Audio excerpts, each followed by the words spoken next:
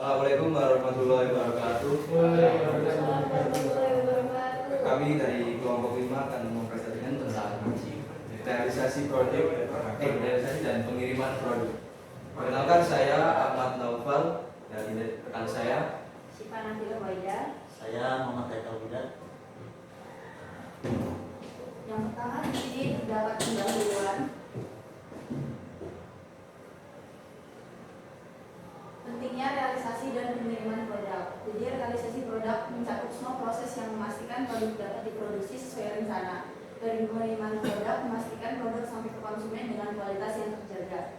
Tujuan presentasi di sini yaitu membahas langkah-langkah penting dalam realisasi produk hingga pengirimannya, termasuk fokus pada konsumen, perancangan, pembelian, dan pengawasan.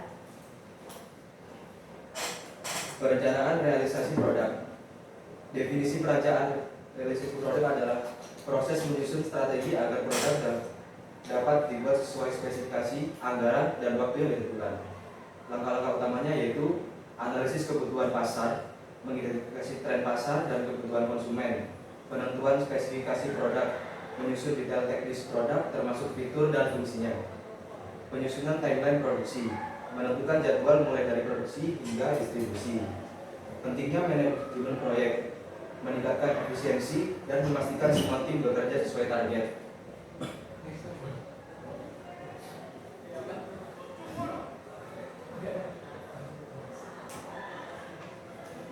Kemudian ada fokus pada konsumen, mengutamakan konsumen. Konsumen adalah pusat dari semua proses bisnis. Produk harus memenuhi kebutuhan mereka. Metode memahami konsumen. Pertama, survei pelanggan, yaitu mengumpulkan data tentang kebutuhan dan ekspektasi konsumen. Yang kedua, analisis data pasar, melihat tren yang berkembang di pasar. Kemudian ada implementasi fokus konsumen. Pertama, menggunakan umpan balik pelanggan untuk meningkatkan kualitas produk atau layanan. Kedua, menyediakan layanan pelanggan yang responsif.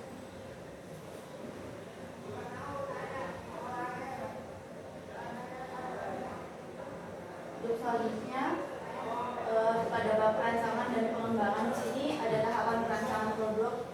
Yang pertama yaitu ideasi. Ideasi itu mengembangkan ide produk berdasarkan riset pasar.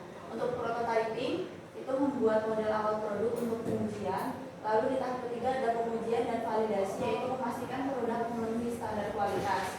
Lalu terdapat peran inovasi. Inovasi membantu menciptakan produk yang lebih kompetitif dan menarik. Selanjutnya terdapat kolaborasi antar divisi, yaitu tim desain, produksi, dan pemasaran harus bekerja sama agar pengembangan produk lebih efisien.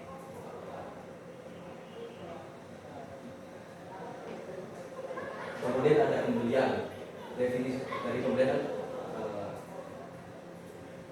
Definisi pembelian adalah proses memperoleh bahan baku, alat, atau jasa yang diperlukan untuk produksi. Langkah pentingnya adalah seleksi vendor atau supplier, itu untuk memilih mitra yang andal untuk memastikan kualitas bahan. Negosiasi kontrak untuk mendapatkan harga terbaik dengan kualitas tinggi.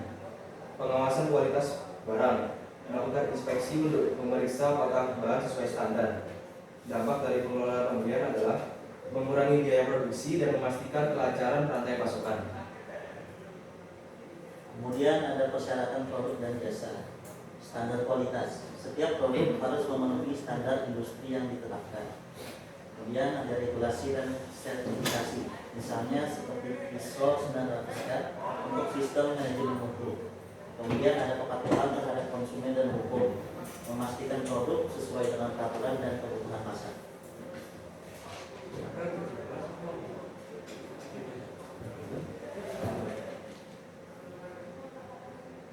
Selanjutnya pengendalian dan pengawasan sarana dan pengumpulan. Di sini pentingnya alat ukur dan sarana, yaitu sebagai sarana produksi harus sesuai standar untuk menjaga kualitas produk. Lalu yang kedua terdapat cara pengendalian kualitas. Yang pertama ada kalibrasi alat ukur dengan memastikan alat berfungsinya dengan akurat. Yang kedua dengan audit berkala, yaitu mengevaluasi sarana produksi secara berkala.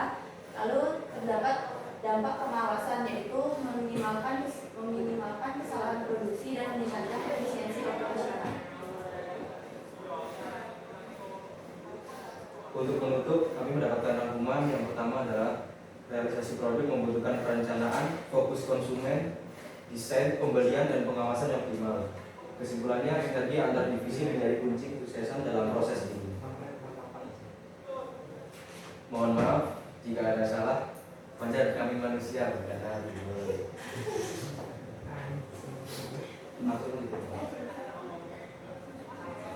sekian dari kelompok kami. Wassalamualaikum warahmatullahi wabarakatuh.